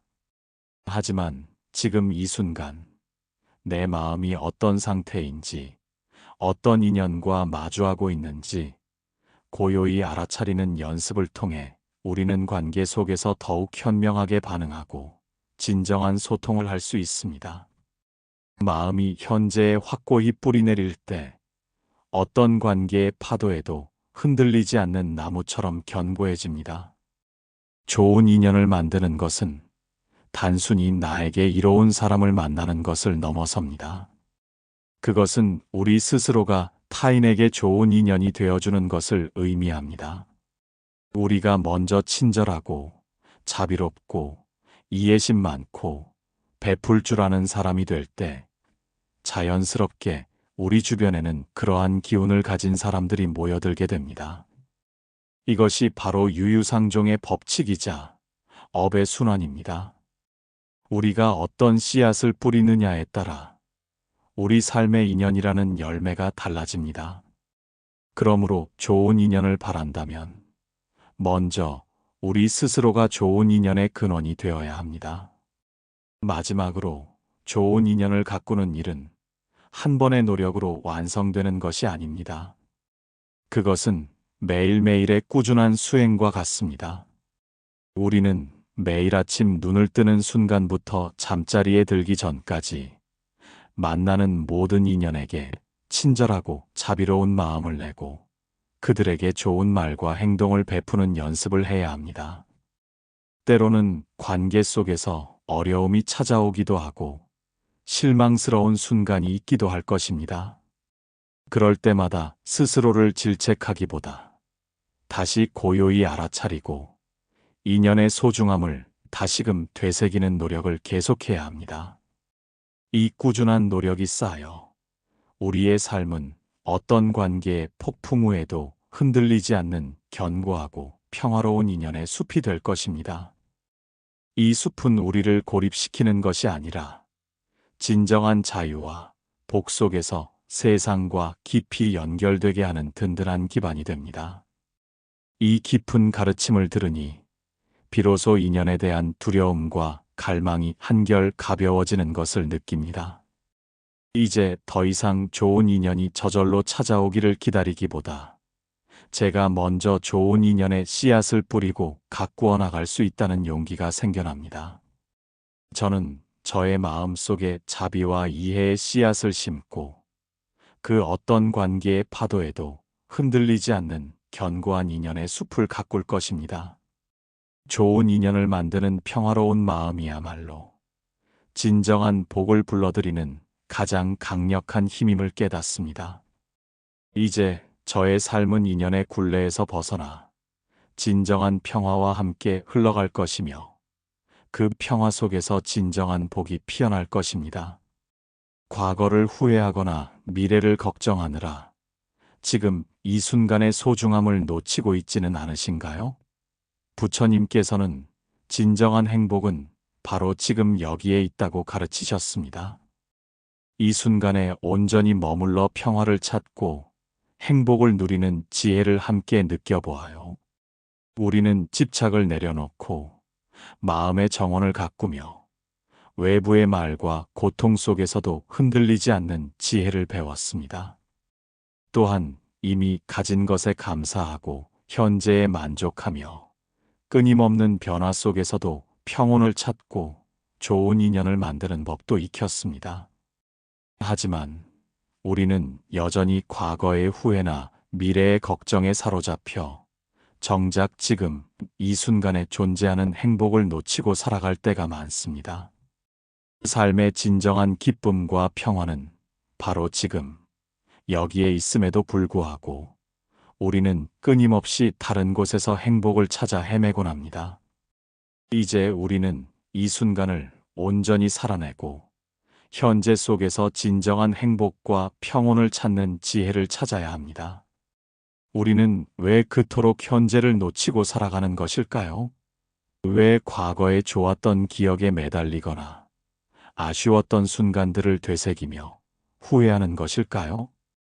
혹은 아직 오지 않은 미래에 대한 막연한 불안감이나 기대감에 사로잡혀 정작 지금 이 순간을 온전히 경험하지 못하는 것일까요?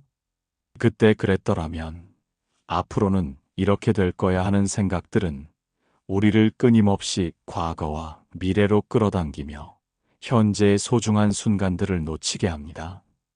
마치 눈앞에 펼쳐진 아름다운 풍경을 보지 못하고 지나간 길이나 앞으로 갈 길만 생각하며 걷는 여행자와 같습니다. 이 현재를 놓치는 습관은 어디에서 오는 것이며 우리는 어떻게 이 굴레에서 벗어나 진정한 행복을 지금 이 순간에 경험할 수 있을까요? 부처님의 가르침은 고요히 우리에게 말합니다. 진정한 행복은 과거에도 미래에도 존재하지 않는다고. 그것은 오직 지금 이 순간, 현재에 온전히 머무는 마음에서 시작된다고 말입니다. 우리의 삶은 마치 끊임없이 이어지는 점들과 같습니다. 이 점들이 모여 선을 이루고 그 선이 모여 삶이라는 그림을 완성합니다. 하지만 우리가 과거의 점이나 미래의 점에만 집착한다면 정작 지금 찍히고 있는 이 점의 아름다움을 놓치게 됩니다. 현재에 머무는 것은 과거의 짐을 내려놓고 미래의 불확실성을 받아들이며 오직 지금 이 순간에 집중하는 것입니다. 마치 고요한 연못에 비친 달이 흔들림 없이 그 순간을 비추듯이 우리의 마음도 현재에 온전히 머물 때 진정한 평온과 행복을 찾을 수 있습니다. 지금 이 순간에 머무는 첫걸음은 바로 정념, 즉 바른 알아차림의 수행입니다. 정념은 현재의 순간에 깨어 있어 우리의 생각, 감정, 몸의 감각, 그리고 주변의 모든 현상을 판단 없이 있는 그대로 알아차리는 것입니다.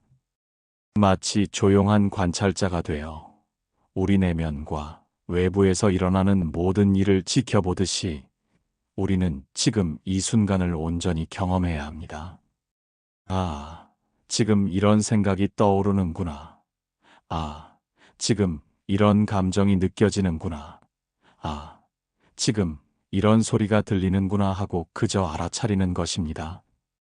이러한 알아차림은 우리를 과거의 후회나 미래의 걱정에서 벗어나 오직 현재에 집중하게 합니다.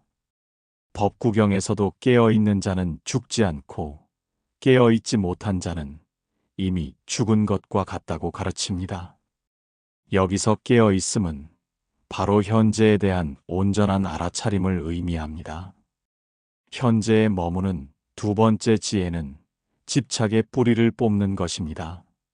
우리는 과거에 좋았던 경험에 대한 집착 때문에 현재의 불완전함을 받아들이지 못하거나 미래의 완벽한 행복에 대한 갈망 때문에 현재의 작은 행복을 보지 못합니다. 하지만 모든 것은 무상하며 영원한 것은 없습니다. 과거는 이미 지나갔고 미래는 아직 오지 않았습니다. 우리가 이러한 집착을 내려놓을 때 비로소 현재의 순간을 있는 그대로 받아들이고 감사할 수 있게 됩니다. 마치 손안의 모래를 꽉 쥐려 할수록 빠져나가듯이 과거와 미래에 대한 집착은 현재의 행복을 놓치게 만듭니다. 집착을 내려놓을 때 현재라는 선물이 우리에게 온전히 주어집니다. 마음의 평온을 지키는 세 번째 지혜는 감사의 마음을 현재에 적용하는 것입니다. 우리는 종종 미래에 더 좋은 일이 생기면 감사하겠다고 생각하거나 과거에 좋았던 순간만을 그리워하며 현재의 부족함에 불평합니다. 하지만 진정한 감사는 지금 이 순간 우리에게 주어진 모든 것에 대한 인정과 감사에서 시작됩니다. 숨 쉴 수 있는 공기, 따뜻한 햇살, 한 끼의 식사, 사랑하는 이의 존재, 건강한 몸, 이 모든 것이 기적과 같은 선물입니다.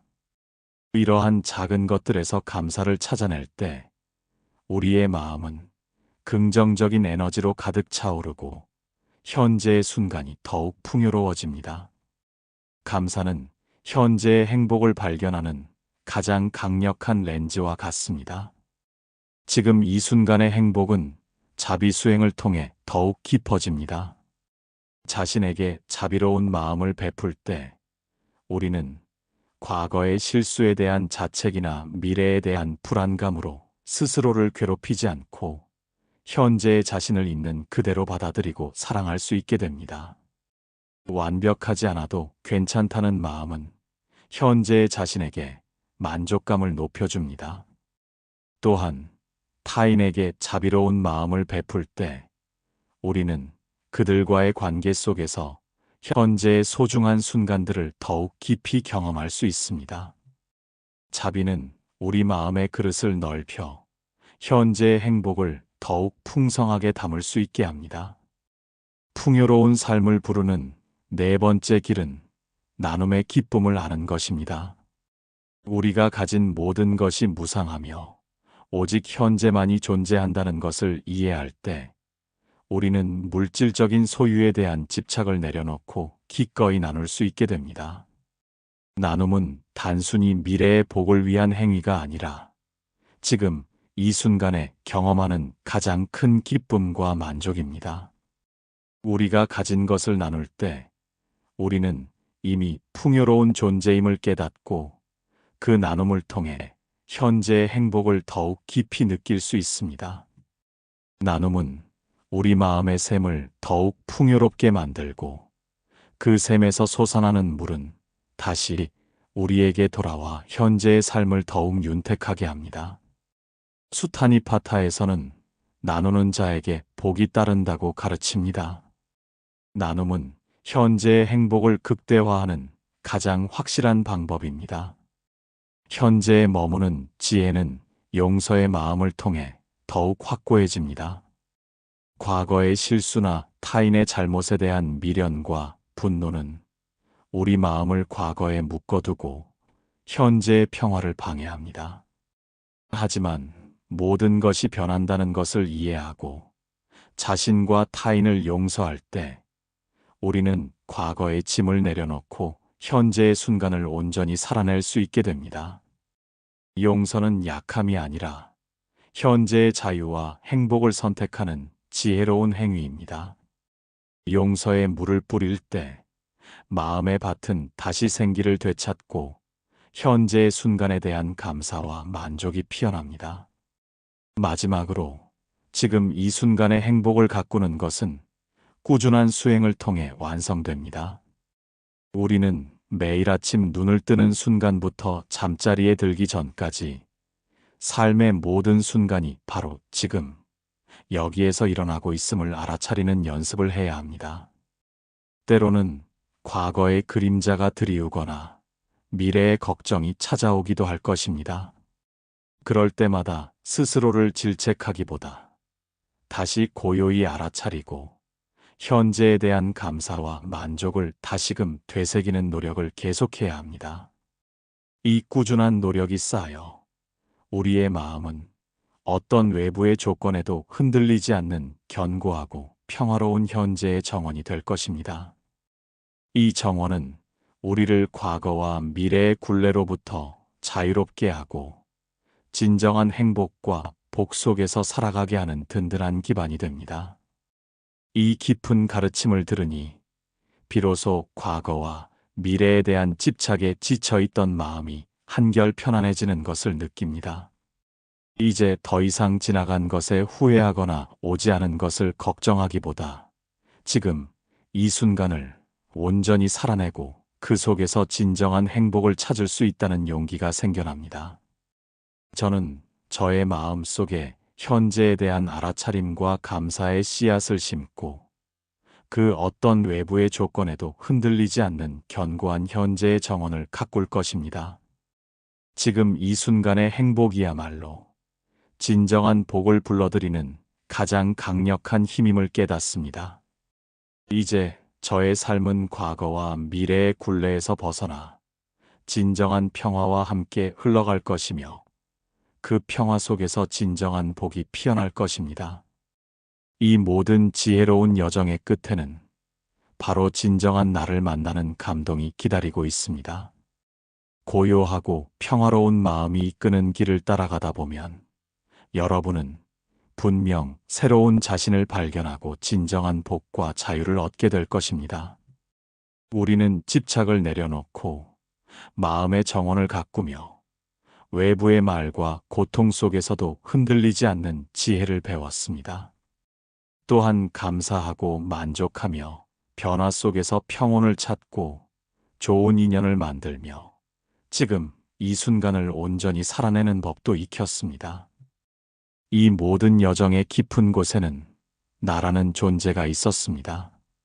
하지만 우리는 종종 세상의 소음과 타인의 시선 속에서 진정한 자신을 잃어버리고 허상 속에서 방황하곤 합니다. 외적인 성공이나 타인의 인정만을 좇으며 진정한 평화와 행복에서 멀어지는 자신을 발견할 때가 있습니다. 이제 우리는 이 복잡한 삶 속에서 모든 번뇌의 뿌리가 되는 나라는 존재의 참된 모습을 깨닫고 고요한 마음이 이끄는 길을 통해 진정한 행복과 자유를 찾아야 합니다. 우리는 왜 그토록 바깥에서 나를 찾으려 하는 것일까요? 왜 타인의 평가나 사회적 역할에 따라 나를 규정하고 진정한 내면의 소리에는 귀 기울이지 않는 것일까요? 나는 누구인가라는 가장 근본적인 물음 앞에서 우리는 종종 혼란과 답을 찾지 못해 불안해합니다. 성공했을 때는 오만해지고 실패했을 때는 좌절하며 늘 타인의 기대와 시선에 갇혀 살아갑니다. 마치 거울에 비친 자신의 모습이 전부인 줄 알고 그 거울이 깨지거나 흐려질 때마다 존재의 위협을 느끼는 이와 같습니다. 이 나에 대한 허상과 혼란은 어디에서 오는 것이며 우리는 어떻게 이 굴레에서 벗어나 진정한 나를 발견하고 그 안에서 영원한 평화와 자유를 경험할 수 있을까요? 부처님의 가르침은 고요히 우리에게 말합니다. 진정한 나는 우리가 생각하고 느끼는 것 너머에 모든 번뇌와 집착이 사라진 고요한 마음의 본성에 있다고 말입니다. 우리는 흔히 몸과 마음, 생각과 감정, 그리고 사회적 역할이 나라고 착각합니다. 하지만 부처님께서는 이 모든 것은 끊임없이 변하며 고정된 나라는 실체는 없다고 가르치셨습니다. 이를 무아의 지혜라고 합니다. 우리가 나라는 허상에 대한 집착을 내려놓을 때 비로소 고요한 마음의 본성이 드러나고 그 안에서 진정한 평화와 자유를 경험할 수 있습니다. 마치 흙탕물이 가라앉으면 맑은 물이 드러나듯이 마음의 번뇌가 가라앉으면 진정한 나의 본성이 빛을 발합니다. 진정한 나를 찾는 첫걸음은 바로 자신을 깊이 들여다보는 것입니다. 우리는 외부 세계에 대한 관심만큼 자신을 들여다보는 데는 소홀합니다. 명상과 고요함 속에서 자신의 생각, 감정, 욕망, 그리고 편견을 있는 그대로 알아차리는 연습을 해야 합니다. 이 과정은 마치 어두운 동굴 속을 횃불을 들고 탐험하는 것과 같습니다. 처음에는 혼란스럽고 두렵겠지만 꾸준히 나아가다 보면 동굴의 끝에서 밝은 빛과 함께 진정한 나의 모습을 발견하게 될 것입니다. 대념처경에서는 자기 몸과 마음을 있는 그대로 관찰하라고 가르칩니다. 이 관찰이 바로 진정한 나를 찾는 시작점입니다. 고요한 마음이 이끄는 두 번째 지혜는 분별심을 내려놓는 것입니다. 우리는 좋다, 나쁘다, 옳다, 그르다는 이분법적인 생각으로 세상과 자신을 끊임없이 분별합니다.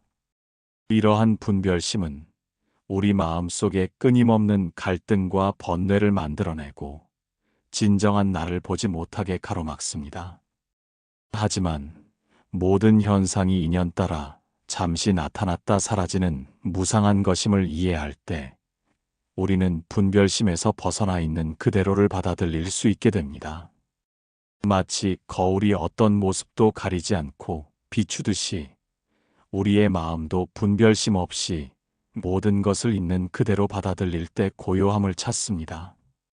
마음의 평온을 지키는 세 번째 지혜는 자비수행을 자신에게 확장하는 것입니다.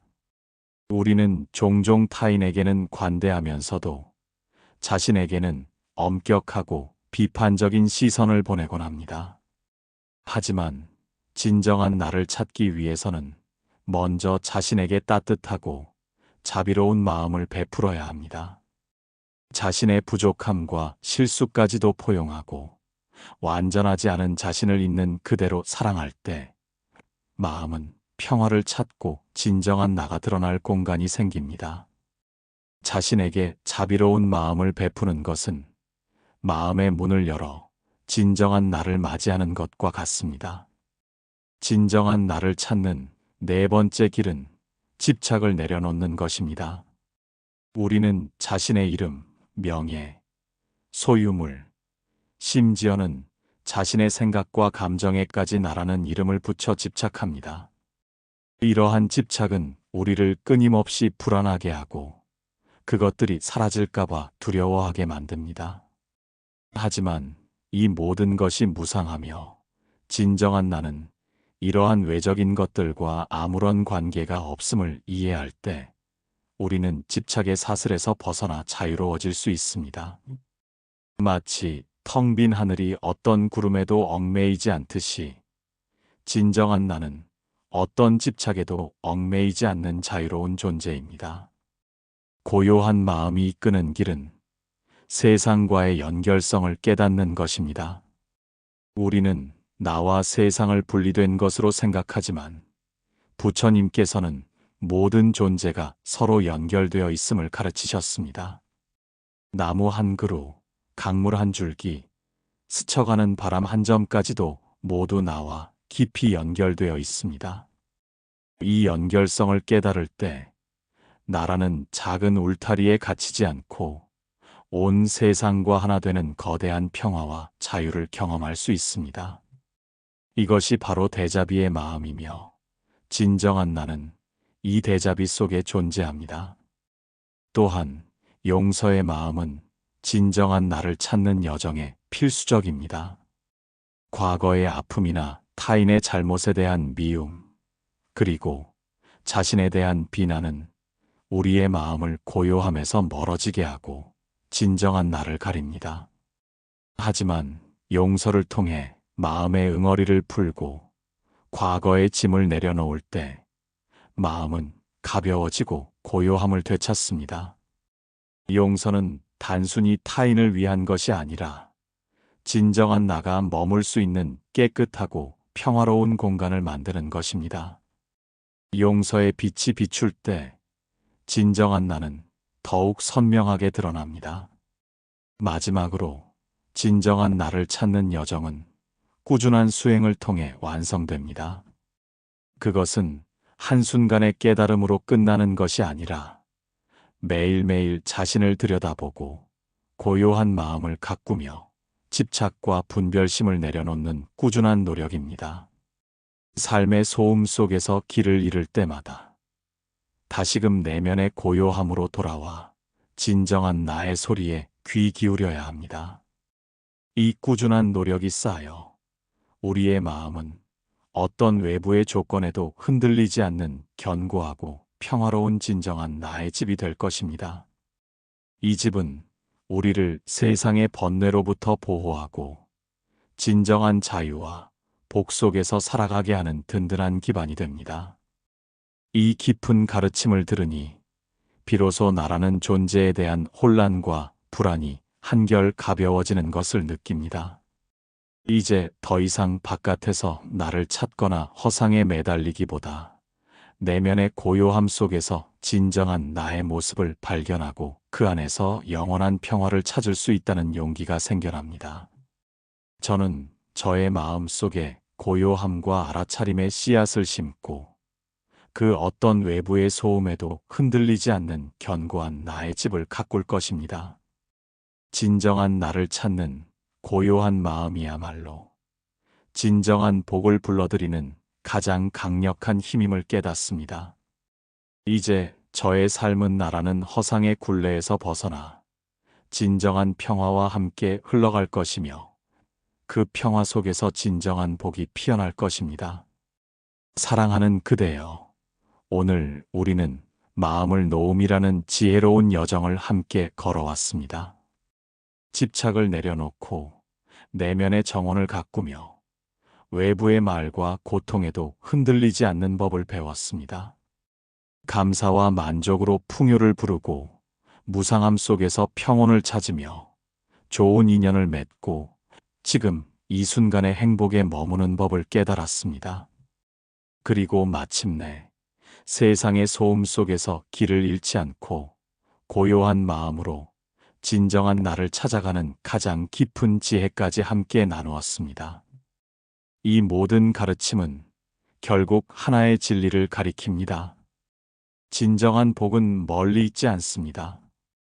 그것은 바로 그대의 마음 속에 있습니다. 모든 번뇌와 집착을 내려놓고 고요해진 마음의 자리에서 비로소 운명의 문이 열리고 진정한 평화와 행운이 시작됩니다. 평화로운 마음이 최고의 복이며 이는 누구나 닿을 수 있는 내면의 보물입니다. 당신이 마음의 씨앗을 소중히 돌보는 순간 당신의 운명은 긍정적인 방향으로 바뀌기 시작할 것입니다. 이 영상이 당신의 마음에 작은 평화를 안겨드렸다면 구독과 좋아요로 저희에게 힘을 주세요. 댓글로 당신의 마음 놓음 경험을 공유해 주시면 우리 모두가 함께 성장하고 서로에게 위로가 될 것입니다. 곧 공개될 다음 영상도 기대해 주세요. 함께하는 마음 여행은 계속될 것입니다. 평화로운 마음으로 당신의 여정에 따뜻한 빛과 행운이 영원히 함께하길 바랍니다. 부처님의 자비가 당신의 일상에 늘 머물러 든든한 버팀목이 되어 주기를 간절히 기원합니다. 나무아미타불 관세음보살